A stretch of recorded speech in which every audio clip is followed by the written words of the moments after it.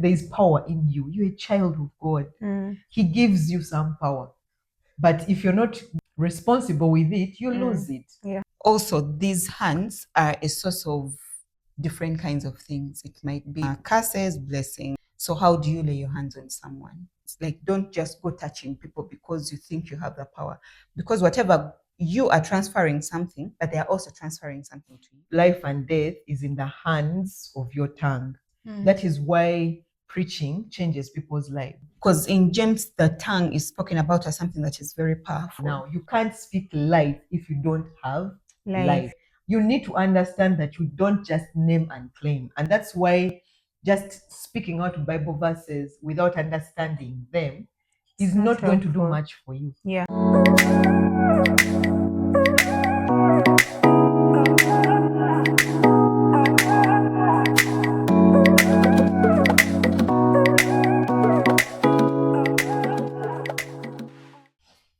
Hi, everybody. Welcome back. This is Glory in Family Ministries. For those who are joining us the first time, we are doing a series about the foundational teachings because we realized that a lot of the things we were teaching in the past have a place where they draw their strength and their ability to work in our lives, and that is the foundations. Without understanding the foundations, we really struggle as Christians to be what God needs us to be in our lives. So we have so far covered three of the foundational teachings, or four of the foundational teachings: Christ the chief cornerstone, repentance from dead works, doctrine of baptisms. So today we are talking about laying on of hands. Could you tell us what laying on of hands is as a foundational teaching? And how? Okay. Laying on of hands is laying hands. Okay. Ta-da. Anyway. So we can go home now. Yes. Thank you for watching. Laying on of hands is laying hands on someone for healing, for impartation, for blessings, for those kinds of things. We see throughout the Bible where hands were laid on different kinds of people. And we shall begin with Isaac. His father laid hands on him. And then Isaac laid hands on his son Jacob when he was blessing him. Jacob laid his hands on all his 12 children. Can I say 13? Because also Manasseh was part, and Ephraim were part of those. So we go throughout, we see that they were laying hands on these people, and it was mostly to bless them. So when we go in the New Testament, we see that laying hands were mostly for healing. There was not much blessing in there, but there was more of receiving. I'm receiving you. When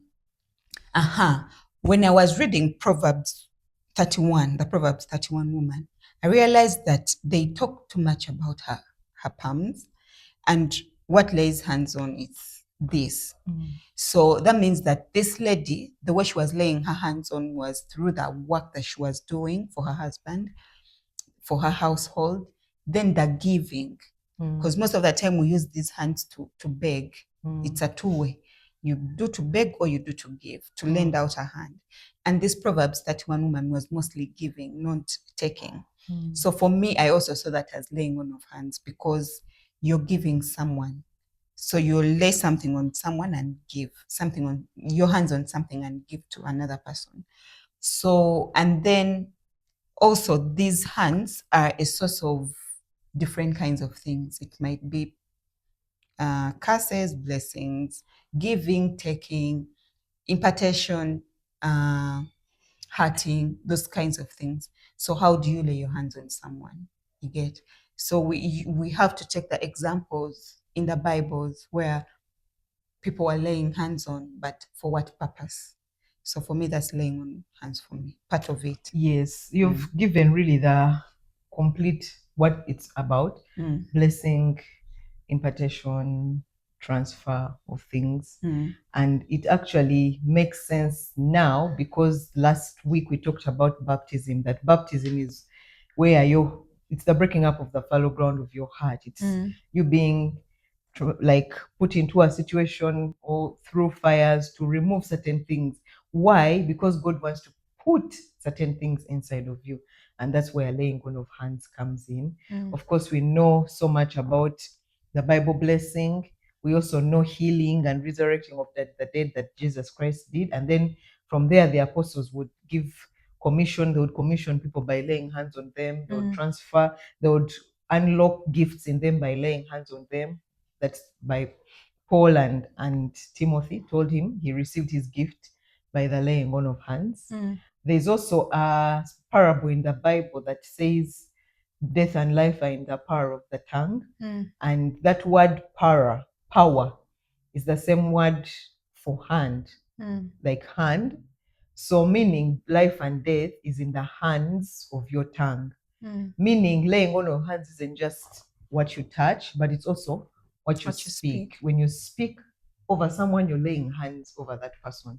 Because there are times in the Bible we see where people didn't necessarily be touched, but they were healed. Like Jesus did so many healings without really touching the people, or even resurrecting the dead. Like he didn't touch Lazarus when he raised him from the dead, he just called him out.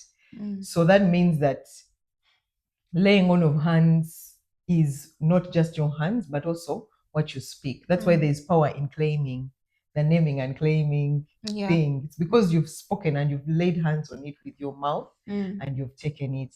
And then I got to understand that that is why preaching changes people's lives. Because when you sit under a man of God or a woman of God and they are preaching over you, they are laying hands on you. And that's why you're being transformed. That's why you're being healed. That's why your life is changing, because a man of God is actually laying his hands on you. He's imparting to you what he has already gotten.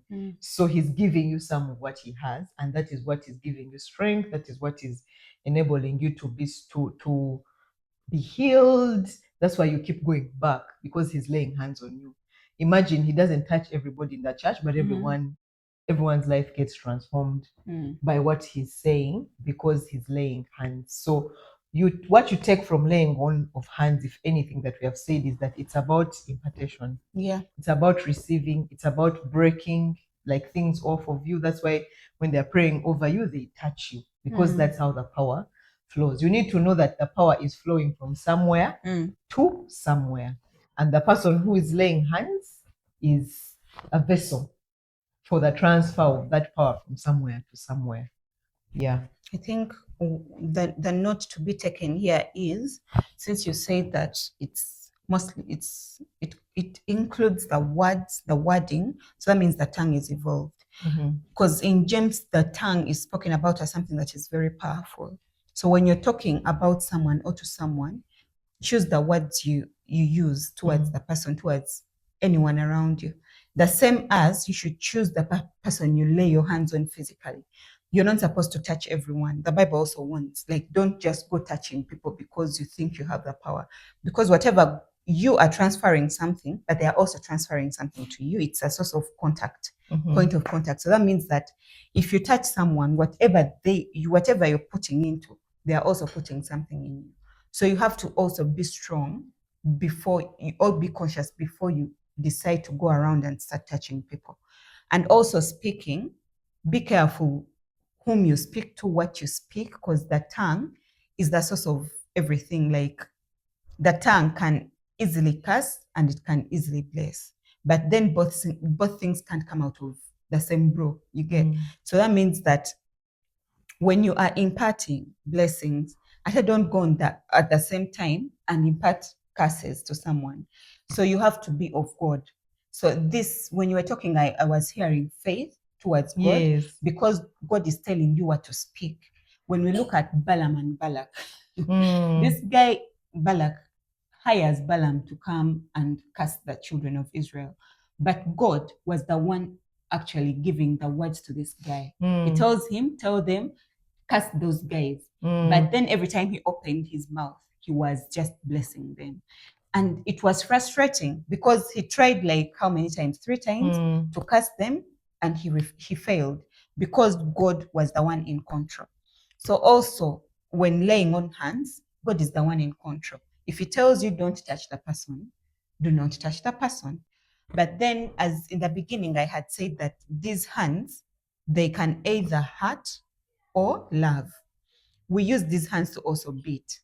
My husband usually says that don't beat children with your hands, because every time they'll be looking at the hands, they'll think that you're inflicting pain on them or you're trying to hurt them. The point that even when you come to hug them and do like this, they'll shiver away. Yet, if you get a sandal, they'll know that, okay, now that is different. I am going to be spanked.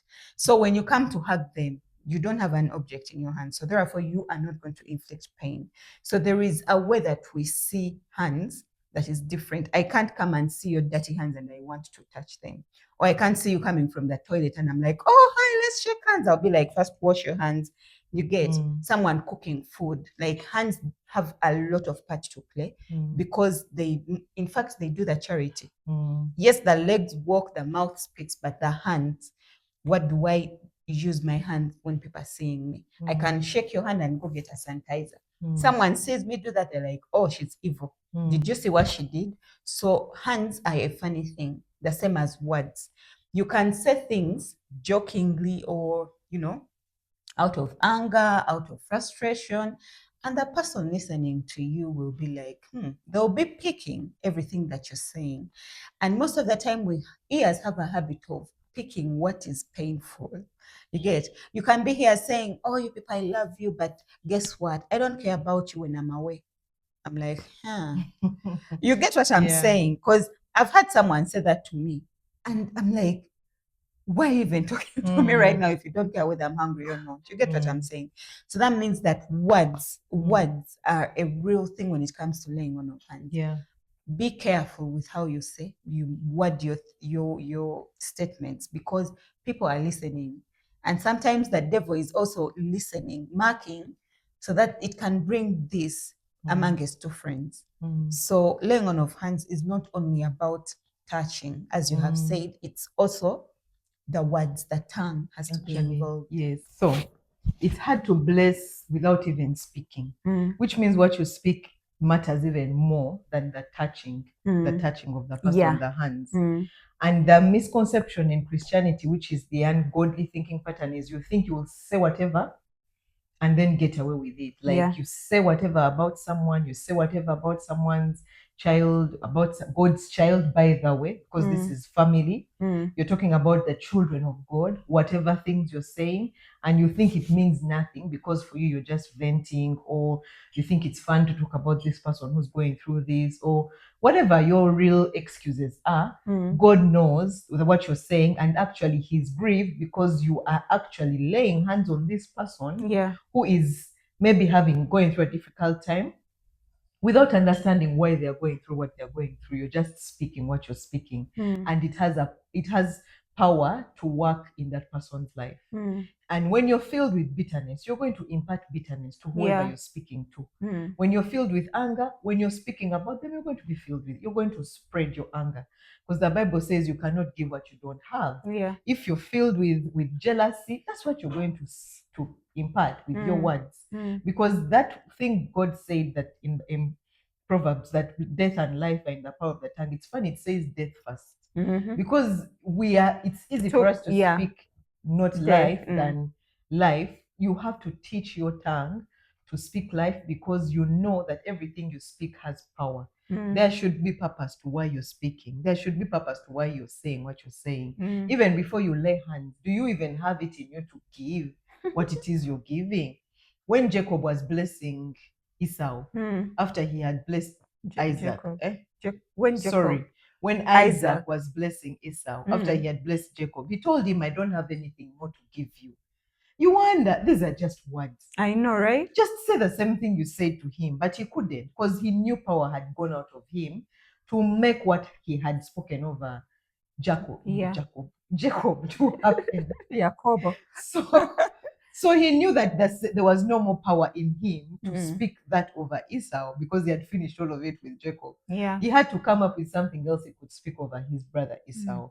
Same thing even now. You can't speak life if you don't have life. You can't speak healing if you don't have healing. Like, you need to understand that you don't just name and claim. And that's why just speaking out Bible verses without understanding them is It's not going to do helpful. much for you. Yeah. Because one, Christ hasn't told you about that thing. You're not doing the things he's asking you to do, so you can get the grace for that thing. Remember, faith is what grows this ability for you to have something. The tests you go through grow this thing in you so you have something to give. If I'm going to talk to someone about patience, I should have patience. Yeah. Otherwise, I'm not going to help anyone. Or in the end, you end up portraying something that is not what you've actually been talking Yes. about, because you're busy telling me to be patient. And then I see you being impatient. You are going to stumble me from whatever I've been believing or holding on to. Because I'll be like, my teacher. Because it's monkey see, monkey do. So I'm seeing you being something else and you want me to be something else. That is not going to actually work. But then also, the words that we speak. Remember, we usually have legal access or grounds, and you're busy imparting words that are wrong towards your child, towards your husband, towards your friends, and you end up asking yourself, why am I surrounded by idiots? You are the one saying those words. You get where all the people around me, they don't like me, all this, all that. Like, you're always the victim. Of course, you're going to be a victim because it is what you have said about yourself. It is what you're imparting in yourself. yourself, Yes. yes. So you are not going to get loyal friends. I mean, loyal friends, because when you're saying that, oh, your friends betray you, even when they don't betray you, because most of the time, something that you're fighting is what you are. You're busy fighting friends whom you think are betraying you, yet it's you betraying them because you are busy looking at yourself. The Bible itself says that before you look at the speck in your friend's eye, look at the log. You get that means that yours is heavier. You are busy looking at what I am, yet yours is even worse. I think that's why the Bible is like, do not judge. You get like judgment. I mean, gossip, slander, criticism, fault finding, those things God doesn't love, because they are things that limit people. You can't go anywhere when you're busy imparting bitterness, as you've said, anger, pain. Yeah. When are you going to come with that joy and say, God has done good things to me? But for you, every time people say, they're like, oh, there she comes. Okay. So people have to put on faces. They have to be like, oh, and then they'll be like, you know what?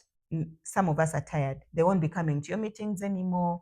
You call them to meet, you're like, I'm busy. And then you're like, oh, my friends leave me because, Kumbe, you're the one causing it. Yes. So words, laying on of hands, it's a very strong thing, because first of all, you are the one creating whatever is happening. You get, you impart something that wasn't. You're busy, like, remember when God was creating the earth, the world, he had to speak. Yes. You get, he imparted his brain or whatever and created man. He created everything by speaking. So that means that if God spoke and I'm his child, what do I expect? That everything I speak is going to come into existence. You might not see it, but it is there spiritually. So what you say, what you behold, you become like. What you say happens. You just don't see the results quickly, okay? But it happens. You get. So be careful with whatever What you you're speak, saying, what yeah. you say to your friends about your husband. You can forgive your husband, but your friends won't. Yeah. Your family won't. They'll be like, she forgave Yeah. him. Can you believe it's because of what you are busy saying? Yeah. Yeah, and the thing about laying on of hands, what we are saying is, when you hear this message, what you should take from it is, how do I change? Because Jesus said the fruit is bad because the tree is bad. Yeah. So change the tree. And for Jesus, that's easy. That means he's going to remove from you that evil mindset, that evil thought pattern, because it's from your thoughts that you speak. Out of the heart of the man, the mouth speaks. So he begins changing your heart.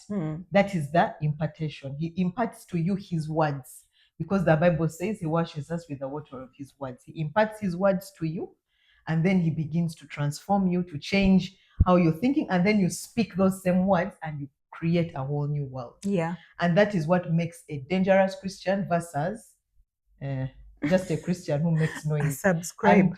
The funny thing is the devil knows. He Yeah. knows who is dangerous and who is not. You may think you're dangerous and you're nothing because your words have no power. Because God can't trust you with power in your words. You destroy with your words. You gossip, you slander, you judge, you fault find, you shout at your children, you shout at, like, everything that comes out of you is death. There is no way he's going to give you power. That when you Yeah. say something, it It happens. will work, yeah. No, because he can't trust you. Your heart can't be trusted because your heart has deceived you.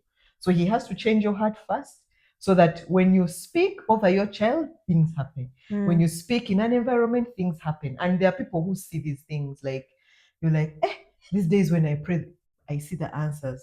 When I speak this, it actually happens. Versus those days when you shanda in the corner, you shanda for hours. You live sweating, nothing And happens nothing. because God knows. God is not mocked. You can't just speak scriptures in prayer time and then abuse his children and then you think he's going to somehow do something for you. Yeah. He can't do that. So with this foundational teaching, it's knowing that your hand, there is power in you. You're a child of God. He gives you some power.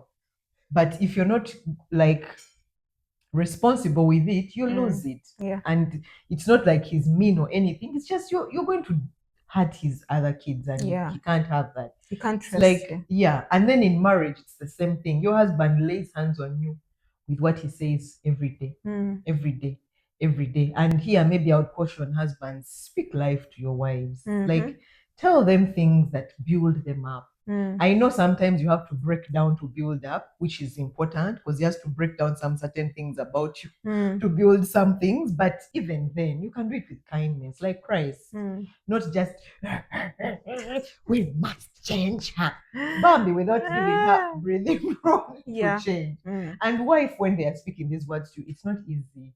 We're not speaking like it's woo. It's not easy when he's breaking you, but he's breaking you so that he can make you. So know that even in this foundation, there is marriage, like every step of the way. Marriage is Christ, everywhere. yeah, he's in because it's Christ, it's the mystery. Yeah. Christ and the church. So even him, he's doing something and he wants to help you become something. And that thing is not to hurt you. Yeah. It is to make you heal. I mean, he chose you because he loved you. Now, it wasn't like a gimmick of let me trap her so that I can make her suffer. Ooh, ha, ha, ha, ha. No. He fell in love with you. Yeah. But there are things in you, he's like, I don't like this, I don't like that. And it's his right, you belong to him. You said it, I forsake all others. Anyway, let me not go there. So basically, allow him to wash over you with his words. Women, also, you speak life over your husbands. Yeah. Stop going around telling your husband, my husband is, my husband, my husband. The only thing you say is death, death. Yeah, and then marriage. then you want him to be a god, but you're speaking over him like he's the devil. He did this, he did that, he did that. And by the way, I'm not dismissing the things that happen in marriage. Yeah. What we are saying here is in these foundational teachings, there's life to change the narrative. You don't have to respond the way you're seeing. Yeah. You respond the way Christ is showing you, the way Christ is leading you. As the baptism is happening, you respond with Christ likeness.